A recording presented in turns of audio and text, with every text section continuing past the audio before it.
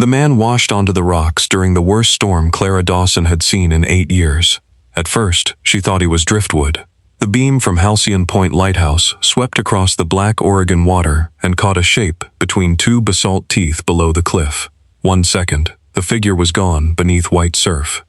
The next, lightning tore open the sky, and Clara saw a human hand clawing against the rocks. She was already running before fear caught up. Rain slammed sideways across the service path. Wind roared hard enough to rip breath from her mouth. The foghorn bellowed from the tower behind her, deep and mournful, calling to the fishing boats still trapped somewhere beyond the shoals. "Hold on," Clara shouted, though the storm took the words and shredded them. She slid down the slick stone stairs carved into the cliff face, one hand on the rusted rail, the other gripping the rescue rope around her shoulder. Her yellow storm coat snapped behind her. Her boots hit the beach hard, sinking into wet gravel. The man was larger than she expected, broad-shouldered, dressed in what had once been an expensive black suit.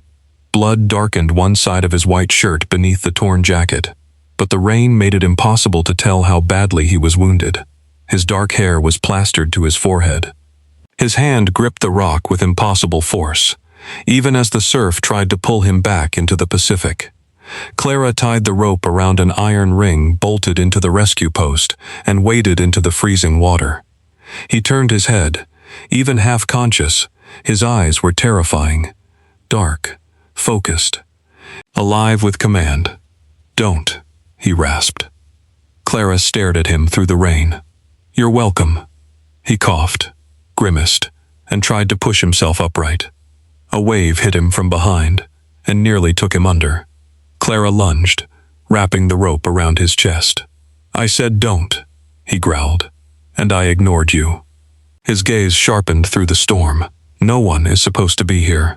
I live here. You need to leave." "Excellent. Start by not dying on my rocks." She pulled. The man was heavy, all muscle and soaked wool, but Clara had hauled nets, fuel drums, rescue lines, and injured fishermen up that beach since she was 20. She planted her boots, leaned her full body into the rope, and dragged him inch by brutal inch away from the surf. Halfway to safety, he grabbed her wrist. Not hard enough to bruise, hard enough to stop her. "Light," he said. "What?" "The lighthouse. Turn it off." Clara's blood went cold. "No." His fingers tightened. "You don't understand. I understand boats are still offshore. They'll find me if the beacon keeps sweeping. Then they'll have to look harder." His eyes burned into hers. "Woman, if that light stays on, everyone on this cliff dies." Clara leaned close enough for him to hear her over the storm. "If that light goes out, men with families drown." For 1 second, the rain seemed to stop around his face. Not actually, but something in him did. Shock, fury, fascination. Clara ripped her wrist free and pulled again. "You can be angry inside." The man looked at her as if no one had disobeyed him in years and lived long enough to continue the conversation. Then his strength finally failed. Clara dragged him across the rocks beneath the sweeping beam of Halcyon Point, while out in the fog, something black moved against the sea. Not one boat, several. No running lights, no Coast Guard markings, no sound except engines hidden beneath the storm. Clara looked back once. The wounded man saw them too. His face changed. Not fear, recognition. "Too late," he whispered. Then he passed out in her arms. Clara got him inside by breaking 3 safety rules and 1 door. The lighthouse keeper's cottage sat below the tower, bolted into the cliffside like it had been dared by the Pacific to leave. Salt crusted the windows. Wind shook the frames. The generator shed rattled so violently, Clara thought it might tear loose and tumble into the sea. She dragged the stranger across the threshold, locked the door, then shoved an old oak cabinet in front of it. He woke as she cut away his jacket. His hand snapped up and caught her wrist again. This time, she had a pair of trauma shears in her other hand. "Let go," she said. His gaze moved from her face to the scissors. "You always threaten injured men?" "Only the dramatic ones." A flash of lightning lit the room. She finally saw him clearly. He was in his late 30s, maybe 40. Olive skin beneath storm pallor. Thick black hair. Light stubble along a jaw that looked carved rather than born. A scar cut through one eyebrow. Tattoos disappeared under the torn collar of his shirt and marked the backs of his hands in black and gray lines. Thorns, a ship's compass, Roman numerals, and something like a crowned raven. There was no wedding ring. There was a gun holster beneath his jacket, empty. Clara looked at it, then at him. Lost something? He released her wrist slowly. Several things. Name? His mouth tightened. No. Fine. I'll write rude man from ocean on the incident report. No reports. That depends on how much trouble washes up after you. His eyes shifted toward the lighthouse window. The beam swept across the storm every 15 seconds. Turn it off. No. You do not know who I am. I know you're bleeding on my floor. That should concern you less than the men following me. Those boats? His silence answered. Clara pressed gauze against his side. He did not flinch. She did. The wound was deep, but not catastrophic. A cut, not a bullet hole. Maybe shrapnel, maybe glass, maybe a blade. She had treated worse in fishermen who insisted they were fine while actively trying to faint. Hold this, she said. He looked insulted. You want me to hold my own bandage? Yes, I'm making tea and calling Coast Guard. No. Again, not a magic word. He tried to sit. Clara shoved him back down with one hand on his chest. He stared at her hand. So did she. His body was hot under the wet shirt, solid and tense. For one unsettling second, she felt the force contained beneath his skin, the violence leashed there. Then his gaze lifted to hers. The room changed. Clara removed her hand. You have two options, she said. Let me patch you up and stay quiet, or bleed attractively on the porch. His expression did not soften, but it shifted. You think I am attractive. I think you are losing blood and still arrogant. It's impressive in a medically annoying way. The corner of his mouth almost moved. Then the radio crackled. Clara turned toward the desk. Static hissed across the weather band. A fisherman's voice broke through, distorted by storm interference. Halcyon Point. This is Marigold. We've lost chart plotter and radar. Request bearing. Visibility 0. Clara grabbed the microphone. Marigold. This is Halcyon. Hold your line north-northwest. Beacon is active. Fog signal steady. You're 2 miles from Devil's Teeth Shoal. The stranger's eyes sharpened. How many boats? Clara ignored him. The fisherman answered. Copy, Halcyon. There are at least 3 of us out here. Maybe 4. We're trying to keep together. Clara's throat tightened. 4 fishing boats, 4 crews. Families she knew. Men and women whose kids sold salmon chowder at the summer festival. People who brought her smoked fish, generator parts, bad coffee, and gossip because the lighthouse was lonely and they knew it. The stranger heard it all. His face hardened. Turn off the auxiliary sweep only, he said. Clara turned on him. What? The full beacon marks the rocks. The auxiliary sweep illuminates the cliff face and lantern glass. That is what my enemies can use to triangulate this house. You know my light system? I know coastal signals. You know my lighthouse. His silence lasted a fraction too long. A wave hit the cliff so hard the cottage shook. Clara narrowed her eyes. Who are you? The locked front door rattled. Once, then twice. Not wind, a deliberate test. The man was on his feet before Clara could breathe. He swayed, but did not fall. Get away from the windows. Not until you tell me what is happening. Another knock. 3 slow impacts. The stranger crossed the room and turned off the lamp, leaving only stormlight and the sweeping beam. In the dim, he looked less like a man, and more like something the sea had returned unwillingly. My name is Enzo Caravella, he said. Clara stopped breathing. The name did not belong in a lighthouse on the Oregon coast. It belonged in federal briefings, whispered rumors, maritime insurance lawsuits, and unsolved disappearances along the Pacific shipping corridor. Enzo Caravella controlled cargo routes from San Diego to Seattle, private docks that never made sense on paper, shell fleets, fishery investments, and criminal loyalties that stretched back to Sicily, Vancouver, and Los Angeles. He was called a logistics magnate in newspapers. Other people called him the last man you betrayed. Clara looked at the door, then at him. "You're the mafia boss." He held her gaze. "Yes." The cottage went silent except for the storm. Clara swallowed. "Of course." The door rattled again. A voice came from outside. Soft, male. "Mr. Caravella, the Riva family sends regards." Enzo looked at Clara. "For the next 10 minutes," he said, "you will do exactly what I say." Clara reached for the flare gun mounted beside the radio. "For the next 10 minutes, you will remember whose lighthouse you crawled into." Then she fired the flare through the side window. Red light exploded into the storm. The men outside shouted. Enzo stared at her with naked disbelief. Clara chambered the second flare. "Now," she said, "we talk." They retreated into the tower because the cottage would not hold. Clara knew every step of Halcyon Point Lighthouse blindfolded. 147 iron stairs twisted upward through brick, stone, and salt-stained history. Tonight, they vibrated beneath the storm. The windows sweated. The whole tower breathed around them like a living thing.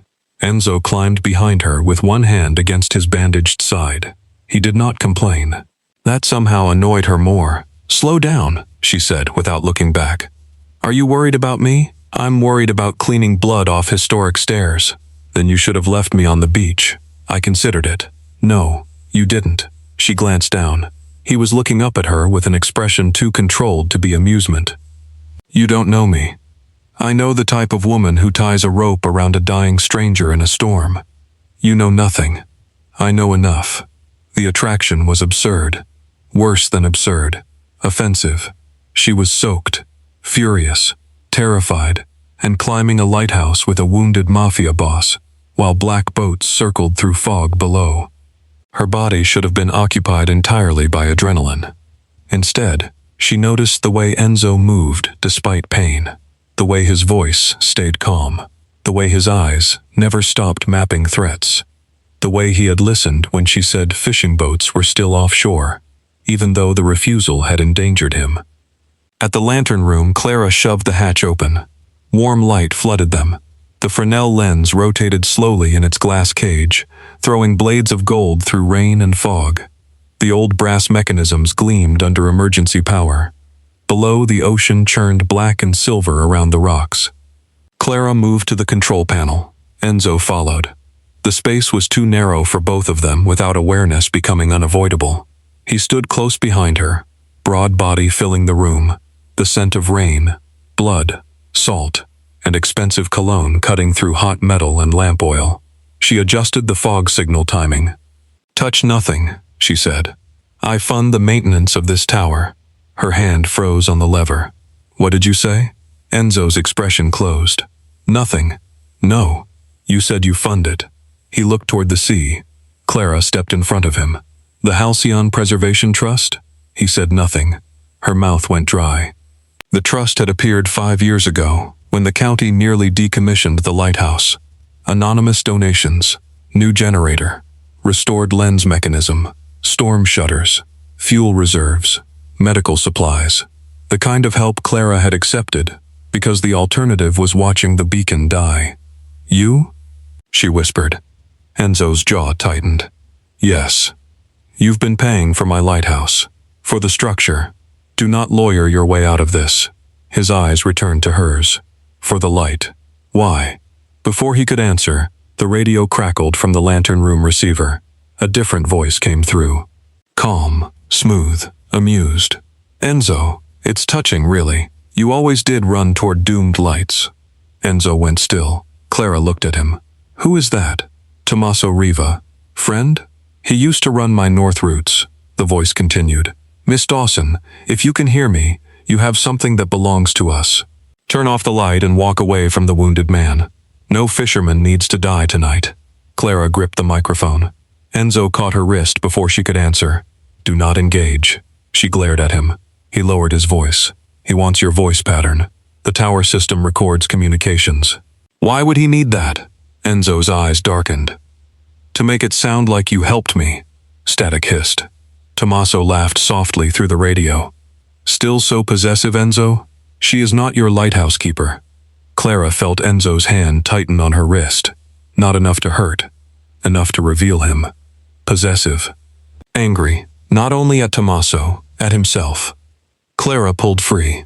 She isn't anyone's.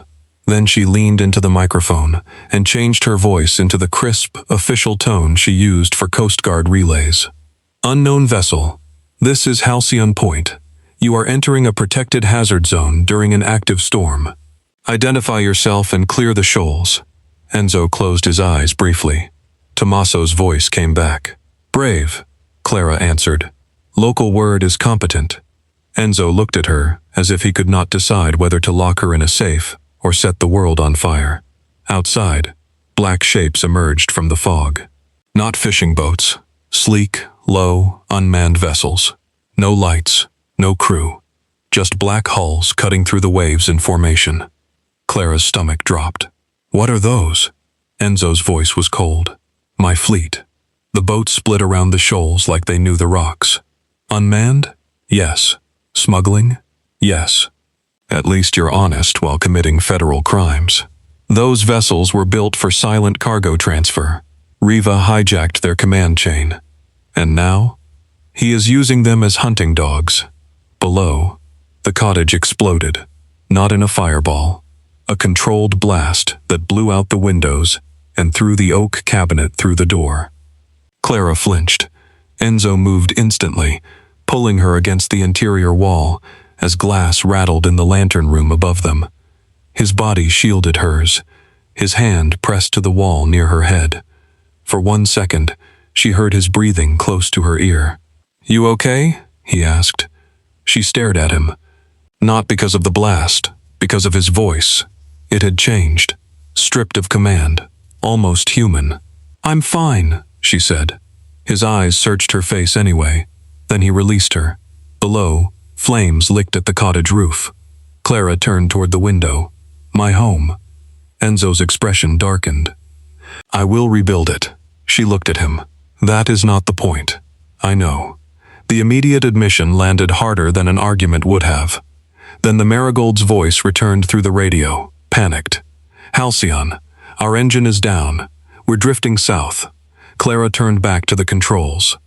The fishing boats were still out there, and Enzo's stolen black fleet was closing in. Underscore. The lighthouse became a war room. Clara spread tide charts across the lantern room floor, weighing the corners with brass tools and old signal lenses.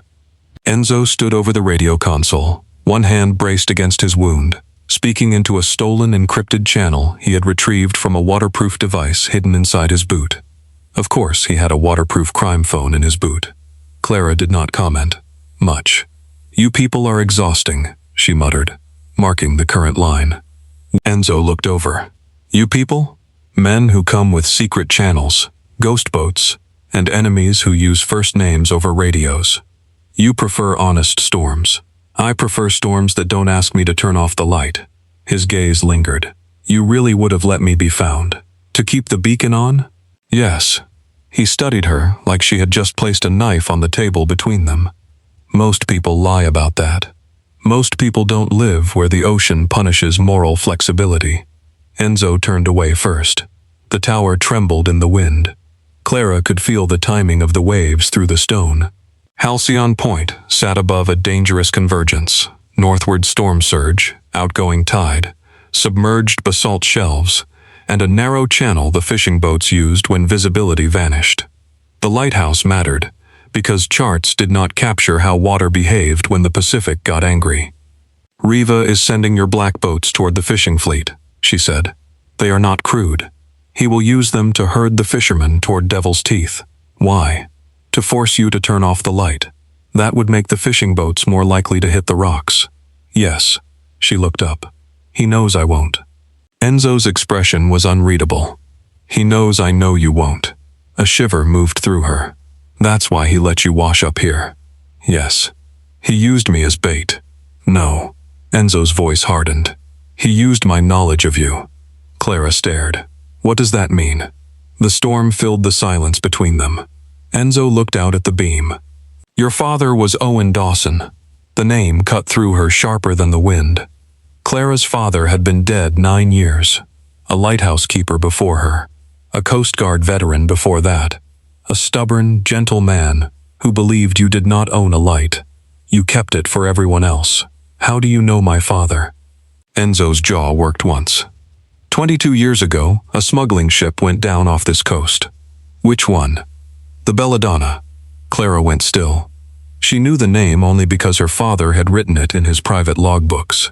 A vessel in distress. No official registry. No survivors listed in public records. My mother was on it, Enzo said. Clara forgot the storm for 1 second. She was smuggling? She was being smuggled. The words landed heavily. Out of what? A marriage alliance my father had arranged. She ran from the Caravella family with my younger brother. Clara's chest tightened. Your brother? Enzo looked toward the black water. Marco. He was 7. What happened? The Belladonna hit the outer rocks in fog. Your father kept the light on through a generator fire. He guided the rescue boats and pulled my mother from the surf himself. And your brother? Enzo's face closed. Not found. The wind battered the glass. Clara looked down at the tide charts, because looking at him hurt in ways she did not welcome. My father never told me. He did not know who she was until later. But you did. I learned 5 years after his death. How? I found his logbook in a private collection. Her head snapped up. My father's logbook was stolen after he died. Yes. You bought it? Yes. Why didn't you return it? Because it contained names that would get you killed. Clara stared at him. Names connected to your family. Yes. So instead you anonymously funded the Lighthouse. Yes. Watched from a distance. His silence was answer enough. Clara laughed once, without humor. Of course. Another powerful man deciding secrecy is protection. His eyes flashed. I kept you alive. You kept yourself comfortable. The words hit. He stepped closer. I have made many people disappear to keep this coast quiet. Do not mistake me for comfortable. I'm not mistaking you for anything. I know exactly what you are.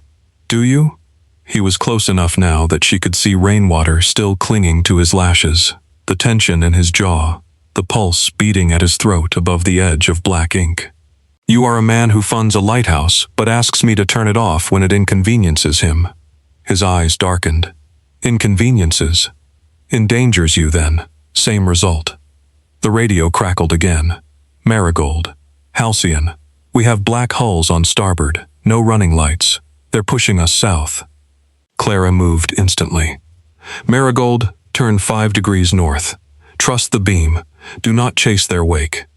Another fishing vessel cut in. Halcyon, this is Roseanne. We see them too. They're trying to box us in. Enzo's encrypted phone buzzed. He read the message. His face hardened. What? Clara asked. Riva has control of 6 of my vessels. Only 6? 12 more offshore. She stared. 12 more smuggling boats. Unmanned. You say that like it improves things. It does, for what I am considering. What are you considering? He did not answer. Clara looked at the charts. Then at the storm beyond the lantern glass, a terrible idea formed in her mind. No. Enzo's eyes lifted. You don't know what I was going to say. You're going to use the rest of your boats. Yes. As weapons. As barriers. Against men in fog. Against vessels. And if you miscalculate. I don't. Everyone says that before the ocean educates them. His gaze sharpened. Then, educate me. The words were quiet. Intimate. Not surrender. Something harder for him. Trust. Clara swallowed. Show me your fleet map. He handed over the device without hesitation. She noticed. So did he. The screen displayed 18 black icons moving through a digital sea grid. 6 red, 12 blue. The red ones were Riva-controlled, closing toward the fishing boats. The blue ones were Enzo's remaining unmanned vessels, holding position north of the Cape. Clara looked from the map to her tide charts. The Pacific roared beneath them. If you send your 12 boats straight at Riva's, the collision zone spreads debris into the fishing channel. I can scuttle them before impact. Not with this current. The hulls drift south. Then what? She pointed at a crescent-shaped shoal northeast of Devil's Teeth. Bring them here. Anchor line formation. That is too far from Riva. It's not for Riva. It's for the tide. Enzo studied the chart. Understanding moved across his face. The outgoing tide turns them and creates a wall. Too small, unless you ignite the fuel reserves. Silence. His eyes slowly rose to hers. Clara realized what she had said. Not just block the enemy. Burn his fleet. Create a wall of fire across the water. Bright enough to distract Riva's targeting. Hot enough to force the black boats to alter course. Visible enough to guide the fishing boats away from Devil's Teeth if the beacon failed. Enzo's expression became unreadable. That fleet is worth $80 million. Clara held his gaze. My people are worth more. For a moment, the lighthouse felt suspended between the storm and his decision. Then Enzo said, yes. No argument, no bargaining, just yes. Clara's breath caught. The radio erupted with Tommaso Riva's voice. Enzo, do not make me punish the lighthouse keeper for your sentiment. Enzo picked up the microphone. His voice dropped into something colder than the sea. Tommaso, still alive, temporarily, still hiding behind a woman. Enzo's gaze moved to Clara. No, he said, standing behind her because she knows the water better than I know war. Clara looked away first, because the words did something to her, because his respect felt more dangerous than his arrogance. Riva laughed. You always fall for lighthouses, first your mother, now the girl. Enzo went still. Clara saw it. The word, mother, the wound beneath the empire. She reached for his arm before she could think better of it. His eyes lowered to her hand. The contact was brief. Enough. He spoke into the radio. You want me in the dark?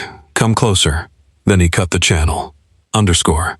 They lost the generator at 2:17 a.m. The lighthouse beam flickered once, twice, then went dark. The foghorn died with it. For one horrible second, Halcyon Point vanished from the sea. Clara ran down the tower stairs with Enzo behind her, both of them moving too fast for safety. The emergency battery bank was in the service room below the lantern mechanism. If seawater had breached the casing, the backup light might not hold. The tower shook as another blast hit somewhere outside. Not the lighthouse. The old boathouse. Riva's men were on the island now. Faster, Enzo said. I'm aware darkness is bad. Men are inside the lower tower. Also bad. He grabbed her waist before she stepped onto the next landing and pulled her back. A bullet struck the wall where she had been. Stone dust sprayed her cheek. Enzo turned, body covering hers, and fired down the stairwell. The shot was deafening in the tower. Clara clapped one hand over her ear. I hate this plan. It is no longer a plan. It is an evolving argument. You sound like me. An alarming development. Two men climbed from below. Enzo pushed Clara behind the central iron post. Stay. She glared at him. He grimaced. Please. That word, from him, in that stairwell, under gunfire, did more damage than any command. She stayed only long enough for him to engage the men, not with more gunfire. Too risky near the oil lines and battery conduit. He moved down 3 steps, struck the first man with the side of the weapon, twisted the second into the railing, and slammed him hard enough to end the fight. Tiny blood marks appeared on Enzo's knuckles. Nothing more. Clara moved past him. He caught her sleeve. Clara. Battery room. His eyes searched her face. Then he let go. The backup system was half flooded. Damn it. She dropped to her knees and opened the panel. Water seeped beneath the door. The storm surge had overwhelmed the lower drainage grate. If it rose another 6 inches, the entire battery bank would short. Enzo crouched beside her. What do you need? Dry cable, insulated gloves, the red-handled wrench, and for your enemies to pause their murder schedule. I can arrange 3. Make it 4. He handed her the wrench. She rewired by flashlight, while Enzo held the panel above her to keep dripping water off the terminals. The battery sparked once. He did not move. Don't touch that, she snapped. I am not. You were thinking about it. You are accusing me of hypothetical disobedience. It's your main personality trait. Above them, footsteps crossed the tower entry. Enzo looked toward the door. Clara twisted the last wire into place. The backup beacon ignited overhead. Not full power, but enough. Gold light swept across the storm again. From the radio upstairs, the Marigold's captain shouted, "Halcyon, we see you! We see you!" Clara closed her eyes for half a second. Then the service room door burst inward. A man aimed at Enzo. Clara threw the wrench. It struck the attacker's wrist. The shot went wild. Enzo moved. Fast. Brutal. Controlled. The man hit the wall and dropped. Enzo turned back to Clara. "You threw a wrench. You're welcome." His eyes moved over her face. Her wet hair stuck to her cheeks. Her plus-size body crouched in seawater beneath the humming battery panel. Her hands shaking from adrenaline and electrical danger. The look he gave her was not soft. It was worse. It was the look of a man beginning to understand he could not leave alive if she did not. Clara felt it and hated how badly part of her wanted to step toward it. The tower intercom crackled. Tommaso's voice filled the stairwell. "You cannot save the boats, the light, and him, Miss Dawson." Enzo looked up sharply. Riva had accessed the old public announcement line. "Choose the civilians," Tommaso continued. "I will even let you live with the regret." Clara rose slowly. Enzo said, "Do not answer." She ignored him. She pressed the intercom button. "I already chose." Static. Then Riva asked, "And?" Clara looked at Enzo. "The light stays on." Enzo's face changed. Riva laughed. "So he dies." Clara released the button. Enzo stepped close. "You should have chosen them." "I did. I am not them." "No," she said. "You are the reason I still have enough boats to make a firewall." His eyes narrowed. "What are you saying?" "I fixed the light. Now burn your fleet." He looked at her as if she had placed his heart into her palm and called it equipment. Then he opened the encrypted device and began transmitting commands. Underscore. The 12 Caravella vessels moved through fog like black knives. Clara watched them on Enzo's screen while speaking bearings into the radio for the fishing boats. She stood in the lantern room, one hand on the brass rail, hair damp around her face, storm coat open over a thick navy sweater and work pants. Enzo stood close beside her, wounded but steady, his black shirt torn at the side, tattoos visible at his throat and the backs of his hands as he keyed commands into the fleet system. Below them, the ocean became a chessboard with teeth. Riva's hijacked boats pushed the fishing vessels toward Devil's Teeth. Enzo's remaining fleet curved north, then west, then south, in a crescent exactly where Clara had marked the tide line. "Anchor formation ready," Enzo said. Clara checked the timing. "Not yet. Their boats are closing." "Not yet. Clara." She looked at him. "If you rush the tide, the wall burns behind them instead of in front." His jaw tightened. He looked back at the screen, obeying. Again, the power of that should not have felt intimate. Marigold called in. "Halcyon, we are losing steerage," Clara answered. "Hold your bearing. When you see fire, turn toward my light, not away from it." "Fire? Trust me." A long pause. Then, "Always have." The words nearly broke her. Enzo noticed. Of course he did. "You keep them alive," he said. Clara did not look at him. "That's the job." "No," he said quietly. "It is who you are." She swallowed. The storm hit the lantern glass hard enough to make the whole room shudder. Enzo's device flashed. Riva had overridden 2 of the 12 boats. "Damn," Enzo said. "What?" "He is inside the command chain. Can you lock him out?" "For minutes. We need minutes." His fingers moved across the screen. The coded interface reflected in his eyes. Then a new warning appeared. "Manual authorization required. Full fleet destruct." Clara looked at him. "What does that mean? That I have to confirm from the main control node? Where is that?" His silence told her. She followed his gaze downward. "The boathouse?" "Below the cliff. The boathouse is on fire." "Yes." "No." "Clara, no." His expression hardened. "You cannot command me to live. I can tell you that running into a burning boathouse in a storm with an open wound is stupid. Stupid is sometimes adjacent to necessary. That sounds like something men say before women inherit trauma." He went still. The words struck both of them. Riva's voice came through the radio again, softer now. Enzo, I have the marigold in my sights. Go to the node, or watch the lighthouse keeper hear them die. Clara's hand closed around the radio. Enzo was already moving. She blocked the hatch. No. His eyes burned. If I do not trigger the fleet burn, those boats die. Then I'm coming. No. You need the tide timing. I have your chart. You don't have me. The silence was violent. He stepped close. Rain and heat and danger in the narrow lantern room. You think I can watch you walk into fire? You think I can watch you decide my safety matters more than everyone else's lives? His throat worked. I am not noble, Clara. I know. I will choose you if you force the choice. The confession landed between them like a blade. There it was. The ugly truth. The seductive terror.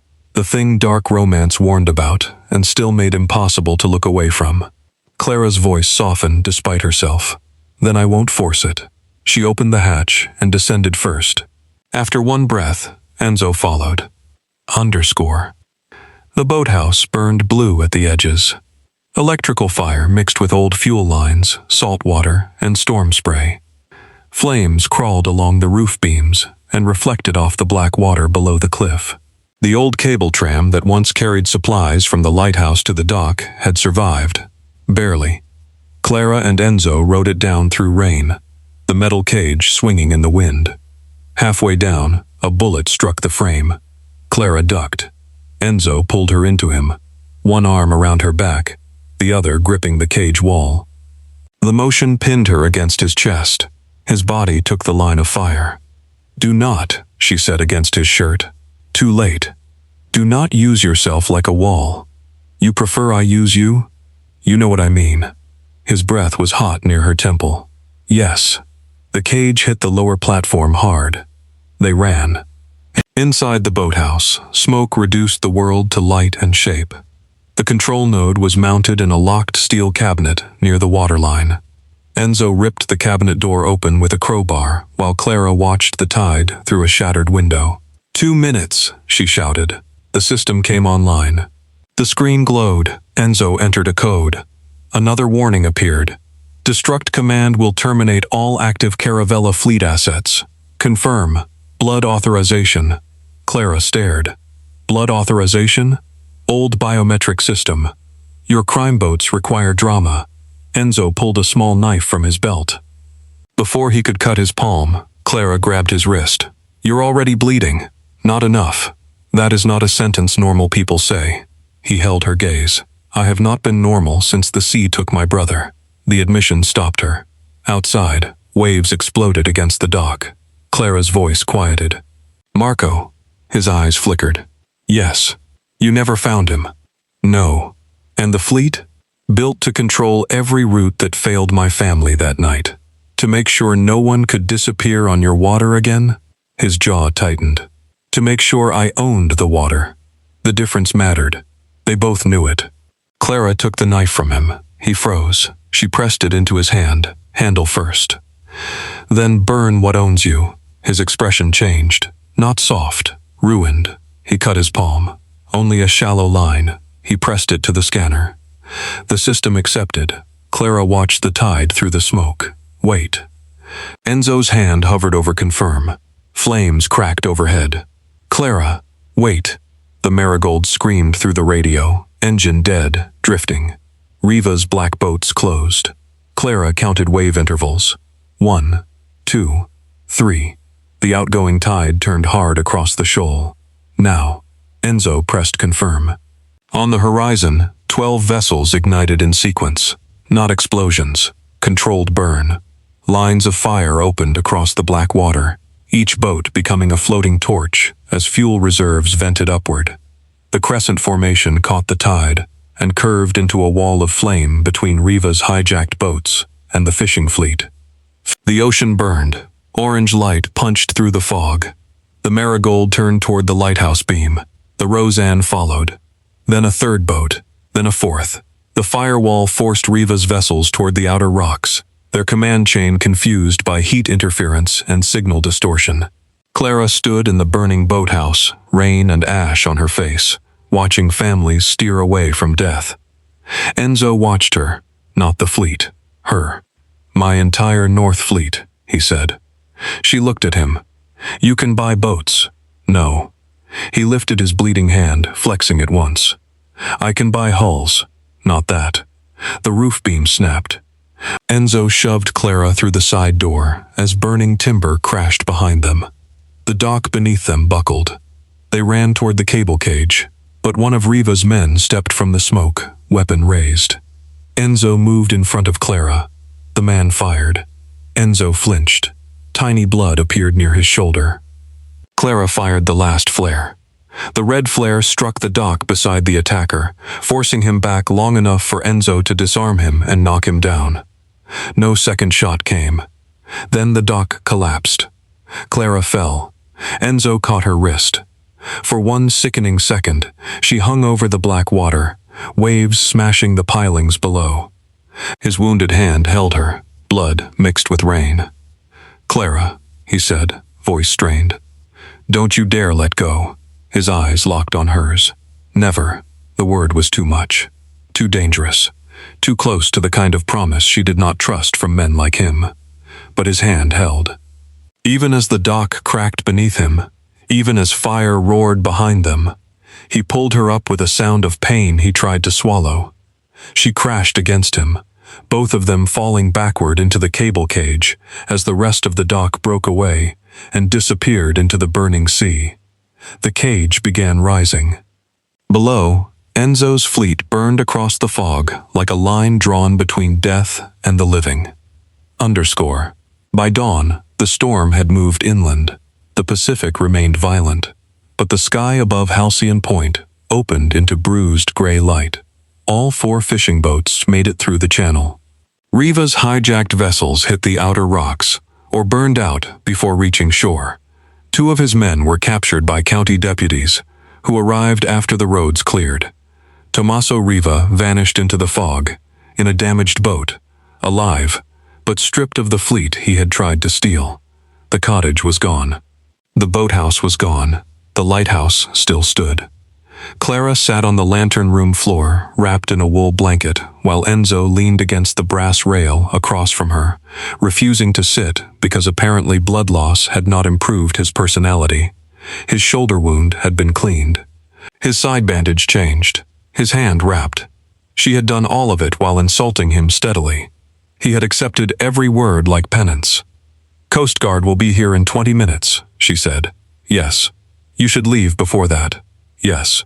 He did not move. Clara looked at him. Enzo. His eyes lifted to hers. The morning light softened nothing about him. He still looked dangerous.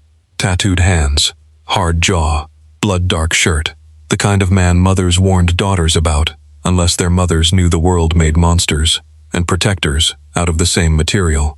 "You funded the lighthouse," she said. "Yes." "You watched my life from a distance." "Yes." "You hid my father's logbook." His jaw tightened. "Yes." "You came here bleeding and still told me to turn off the light." "Yes." "You burned $80 million of boats when I told you to." He held her gaze. "Yes." "Why?" The question contained everything. The storm, the fleet, the years of hidden money. The way he had looked at her when she refused him. The way he had said he would choose her if she forced the choice. Enzo looked toward the lens. "Your father saved my mother with that light. She lived 5 more years because of him. Long enough to tell me that there are people in the world who keep a flame for strangers and never ask who deserves it." Clara's throat tightened. "She sounds wise. She hated my father. Also wise." His mouth almost moved. "She told me if I ever found the lighthouse, I should protect it quietly. Not own it, not use it, protect it. And you almost failed." "I did fail." The admission surprised her. Enzo looked back at her. "When I asked you to turn off the light, I became everything she ran from." Clara had no ready answer. He pushed away from the rail and walked toward the hatch.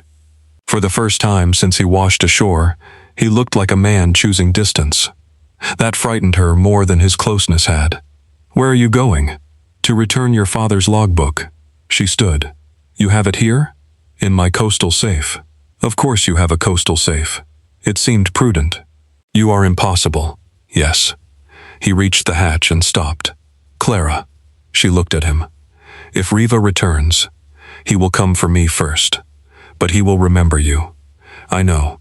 I can place men here. No. His face tightened. I can replace the cottage. Insurance can replace the cottage. Insurance will not rebuild it before winter. She hated that he was right. He waited. The old Enzo would have decided. This one stood with blood on his shirt, asking without saying the word. Clara exhaled. You can fund the rebuild through the county trust. Publicly. No hidden companies. And no control clauses. No guards in my kitchen. His eyes darkened. Your kitchen is ash. Future kitchen. A pause. Agreed. And you do not get to monitor me. I will need updates on security. Ask. The word hung there. Enzo absorbed it like a foreign language. Then nodded. I will ask. Clara felt something inside her loosen against her will. The radio crackled. Marigold's captain came through, voice rough with exhaustion. Halcyon Point. This is Marigold. We're home because of you. Clara pressed the microphone. No. You're home because you held your line. The captain laughed softly. And because somebody lit the ocean on fire. Clara glanced at Enzo. He looked out at the burned silhouettes of his fleet, sinking beyond the shoals. Temporary navigational aid, she said. Enzo's eyes returned to her. For 1 second, almost everything between them was visible. The danger, the gratitude, the attraction neither of them trusted. The fact that he could have forced her and had instead begun to learn how not to. Then sirens sounded far below. Coast Guard, deputies, the real world arriving late, as it often did.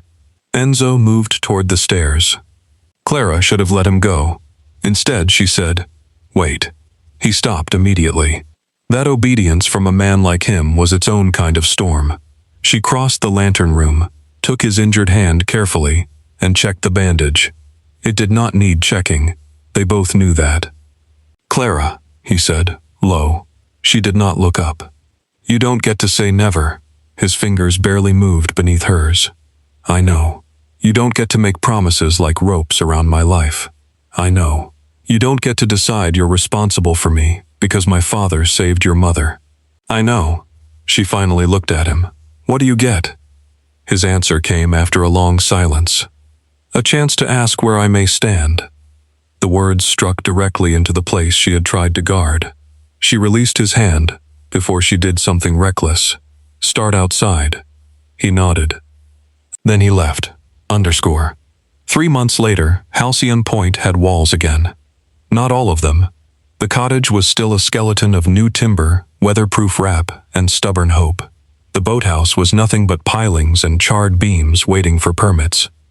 But the lighthouse beam swept the Oregon coast every night, clean and steady, and the foghorn sounded across the rocks when the sea turned white. The county trust had received a very public donation from Caravella Maritime Recovery. Clara had made the county attorney read every line, twice. No ownership stake, no access rights, no private security privileges, no naming rights. Enzo had signed without revisions. That worried her more than negotiation would have. She saw him only once during those 3 months, from a distance. A black SUV parked at the edge of the service road. He stood outside in a dark coat, looking at the tower through rain. He did not approach. She did not invite him. The second time he came, he brought the logbook. Clara found him at sunset on the cliff path, standing beside the restored rescue post where she had tied the rope around him. The sky burned pink over the Pacific. Waves struck the rocks below with less rage than usual. He looked healed, physically, not otherwise. He wore a black wool coat over a dark suit, collar open against the cold, tattoos visible at his throat and hands. In his arms was a weathered leather logbook wrapped in oilcloth. No guards, no drivers visible. Just Enzo Caravella, holding a dead lighthouse keeper's words like an offering he did not deserve to carry. Clara approached slowly. Is that it? Yes. He handed it to her. No condition, no speech. Her father's handwriting filled the first page. Clara's vision blurred. She turned away slightly. Enzo did not step closer. That was why she almost wished he would. "You read it?" she asked. "Yes." "All of it?" "Yes." "Of course. He wrote about you." Clara looked back. Enzo's gaze stayed on the horizon. "Not in the sections about my mother. Later. Weather notes. Repairs. Your first month as assistant keeper. Your argument about modernizing the foghorn. The day you fixed the generator alone." He was proud. Clara closed the book against her chest. The wind moved between them. "I was angry at him when he died," she said. Enzo looked at her then. "He wanted me to leave. Go inland. Get a normal job where storms didn't decide whether I slept. I thought he didn't trust me with the light. And now I think he didn't want me to be lonely." Enzo said nothing. He understood loneliness too well. That was the danger. Clara touched the burned edge of the logbook. "Your mother's name?" "Lucia." "My father wrote about her?" "Yes." "Was she afraid?" Enzo's voice changed. She was cold, injured, furious. He wrote that she cursed in 3 languages and refused to leave the beach until they kept searching for her son. Clara swallowed. "Marco." "Yes." "Do you still search?" His jaw tightened. "Every year." She nodded slowly.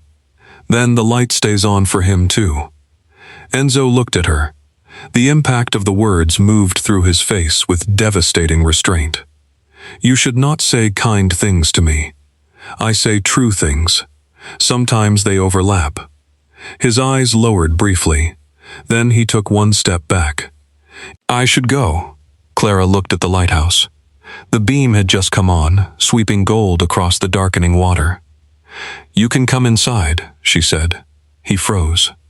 She heard the sea below, her own heartbeat. The pause between danger and choice.